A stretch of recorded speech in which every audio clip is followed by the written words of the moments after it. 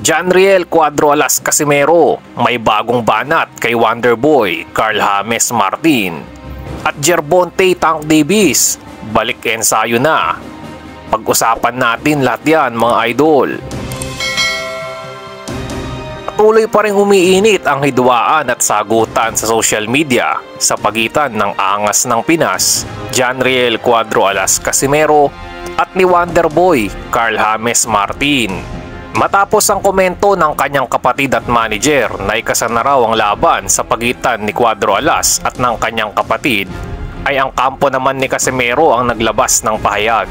Sinabi ni Casimero sa kanyang Facebook page na Cuadro Alas It's My Boy na tuloy na raw ang pinakahihintay ng lahat na Casimero versus Martin.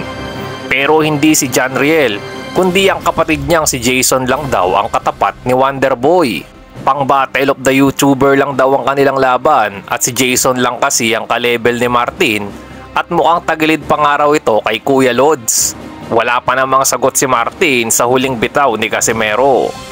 Nag-umpisa ang hidwaan ni Martin at Casimero matapos mag-tweet si Martin noong Abril na pinagtatawanan na daw ngayon ang karir ng isang dating kinakatakutan. Maling tao daw ang nakapaligid at sinira pa ng kapatid ang kanyang karir. Marami ang nagsasabing parinig daw ito ni Martin kay Janriel mula ng hawakan ng kanyang kapatid na si Jason. At matapos ang laban ni Casimero kay Yukinori Oguni na nauwi sa draw, ay nagkomento nga ang kapatid ni Martin na baka naman pwedeng ikasana ang bakbakang Cuadro Alas versus Wonderboy. Parehong nasa super bantamweight division ng dalawa at pareho ding nasa top 10 ng mga rankings. Payag ba kayo mga idol na maglaban ang kapwa natin Pinoy? Anong masasabi nyo rito? Patuloy pa natin abangan ng umiinit na storya sa pagitan ni Wonderboy at ni Cuadro Alas. Samantala mga idol ay balik ensayo na si Gervonta Tank Davis matapos ang huling laban niya kontra kay Ryan Garcia noong Abril.